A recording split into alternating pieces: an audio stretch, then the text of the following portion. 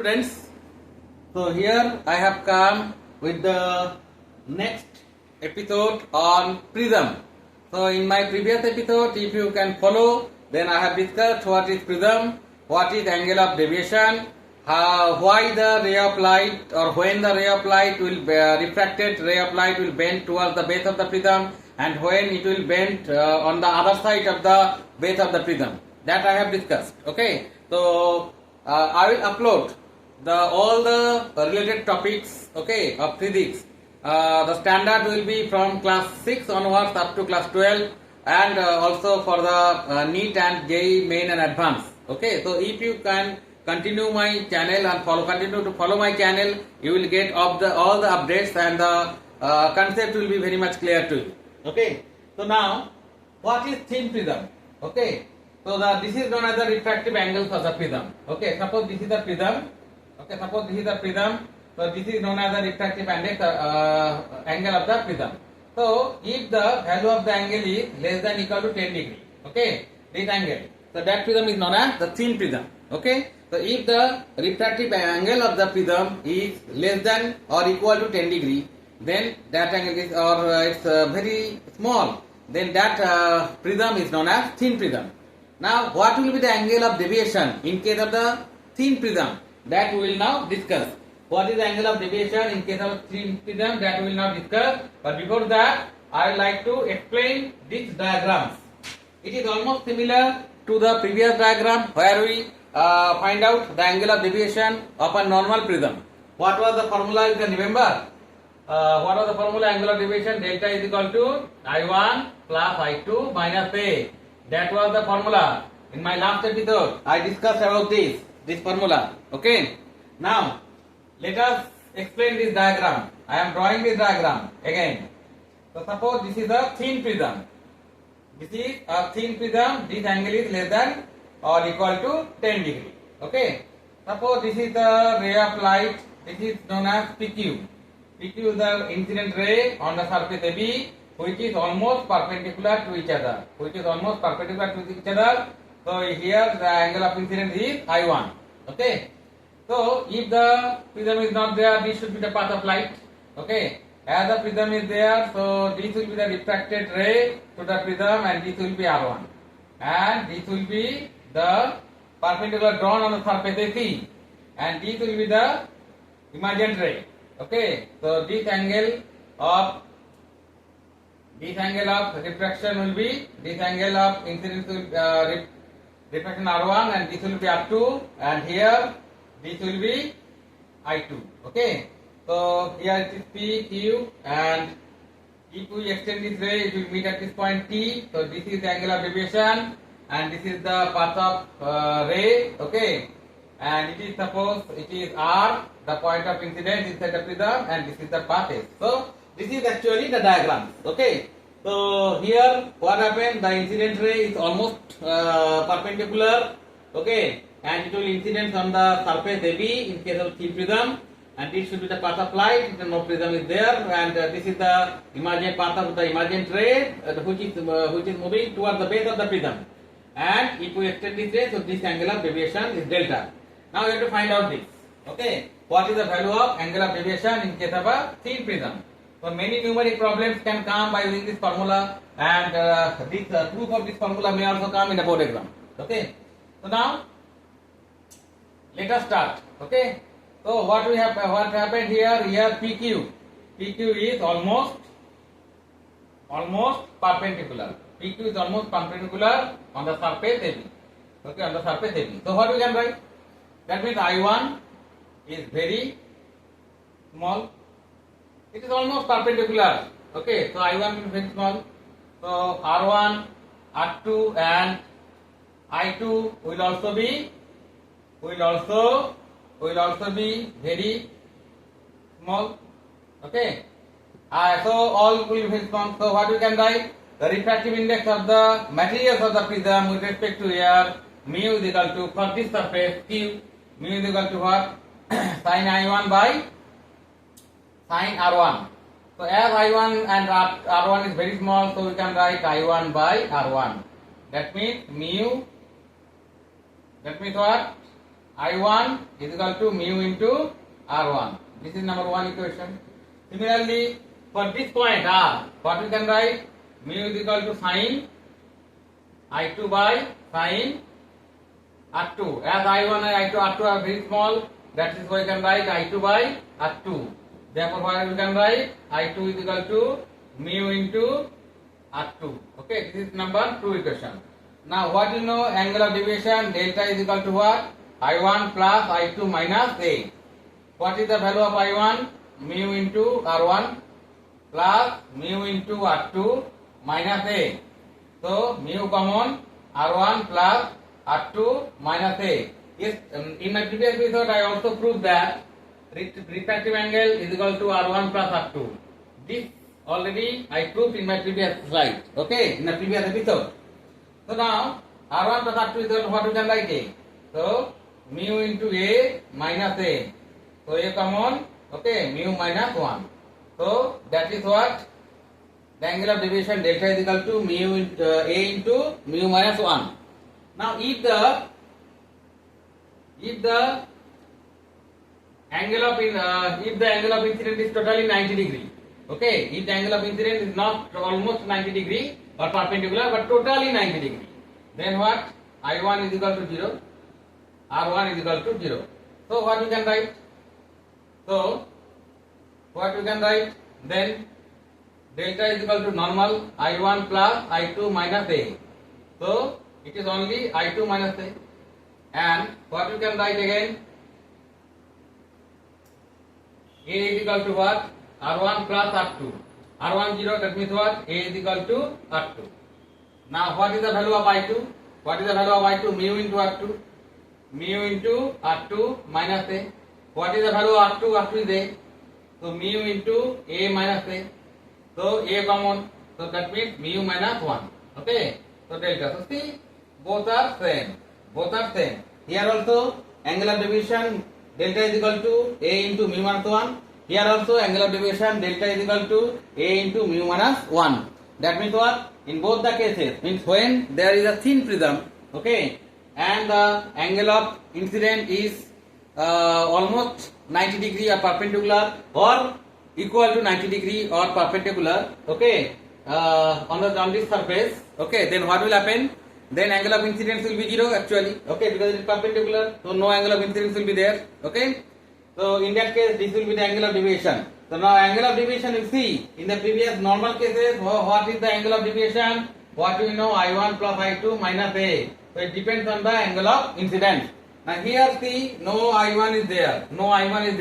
That means what? In case of a thin prism, when the ray is almost perpendicular or perpendicular on the surface, then the angle of deviation does not depend on the angle of incidence. So for a particular value of A or angle of this is a refractive angle, okay, for a particular value of this refractive angle, the angle of deviation does not depend on A and it will be constant for a prism, okay, thin prism, okay. So that is you have to keep in mind, okay. If this is a thin prism, then we will use this formula. How we are getting this formula, that I have shown to you. So hope you understand this. So let us move to the next topic. So students, now moving to the next topic. Okay. So we have to find out the limiting angle of prism for no emergent ray.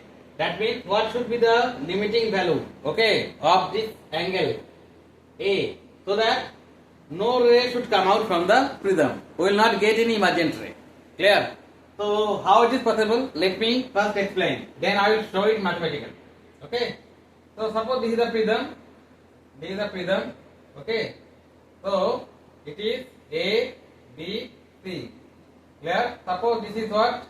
This is the incident ray PQ. So this will be the angle. So this will be the reflected ray. So see, what is that actually? It is glass medium or denser medium. It is rarer medium. So when the angle of incidence is equal to its critical angle, when the ray of light is what? Emerging from or refracted from denser to rarer medium, then what will happen? If the angle of incidence is equal to the critical angle of glass with respect to air, then what will happen? then the angle of refraction will be 90 degree. It will be 90 degree. Okay, that means what? It will touch the surface of the medium. If it is angle of incidence is more than theta c, then total internal reflection will take place. Then total internal reflection will take place, just like the ordinary reflection. No ray will come out. If this angle theta c is there, that means the critical angle, then the ray, okay, that will touch the surface, the other surface of the prism. Okay, and it will come out like this.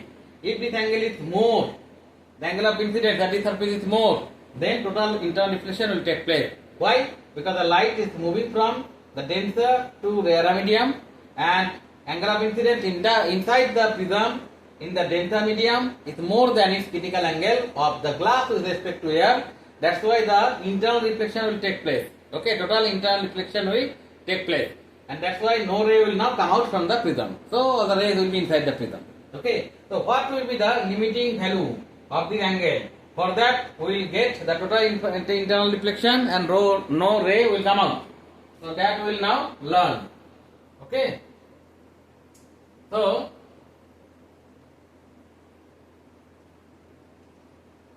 see, it is, suppose it is I1, okay, it is R1, it is R2. That means what?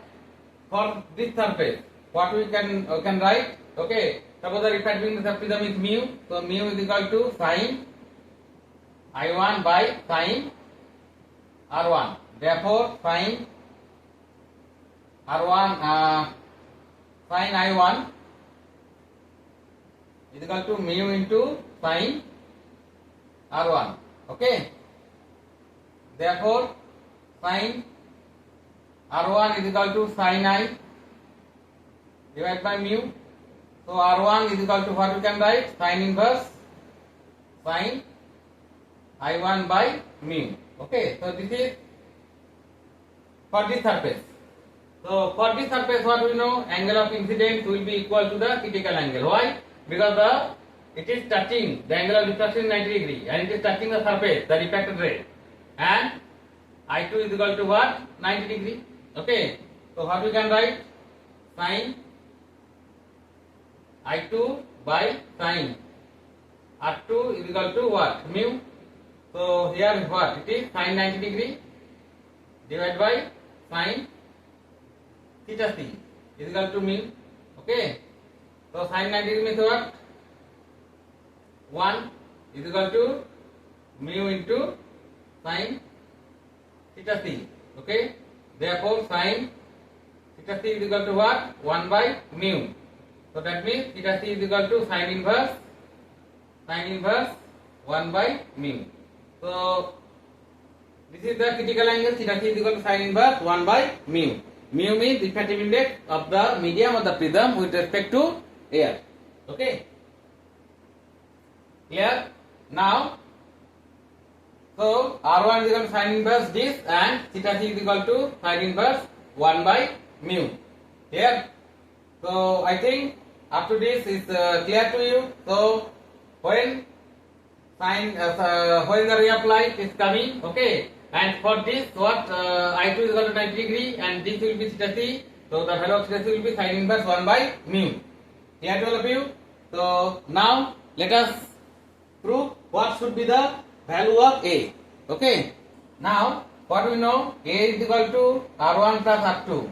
How it comes? I have proved in my previous episode on prism. So what is the value of R1? Sine inverse sine I 1 by mu. What is the value of R2? R2 means theta c. What is the value of theta c here? Sine inverse 1 by mu. Okay. So this will be the value of angle of the prism. Okay. Sine inverse sine I1 by mu plus sine inverse 1 by mu. Okay. Now the special cases.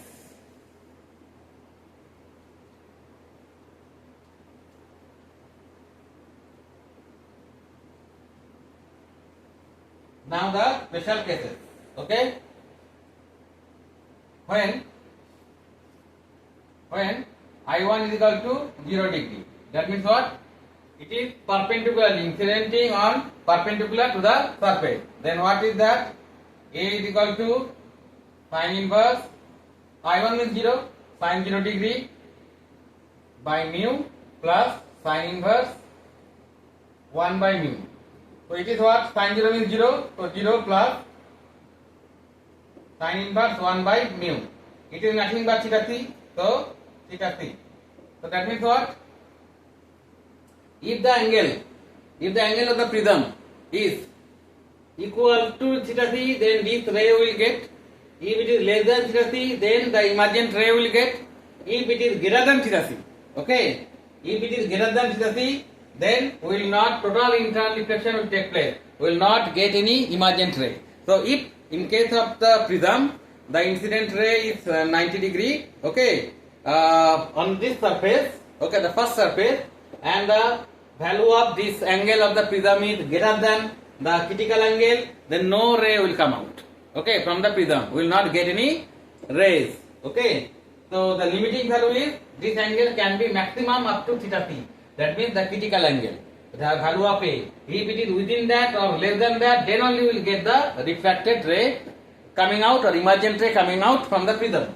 Now, it is case 1.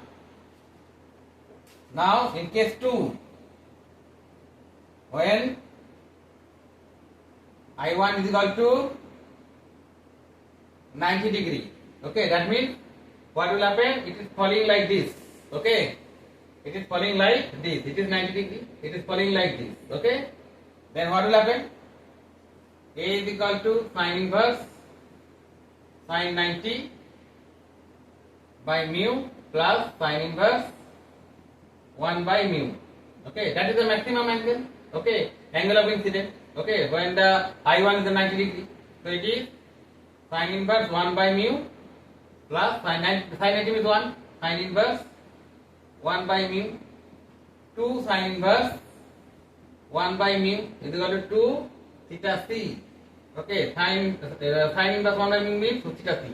2 into theta c. That means when the angle of incidence is maximum, what is the value of angle of incidence? Maximum value is 90 degree. That means the ray is coming like this. Clear? Then what will happen?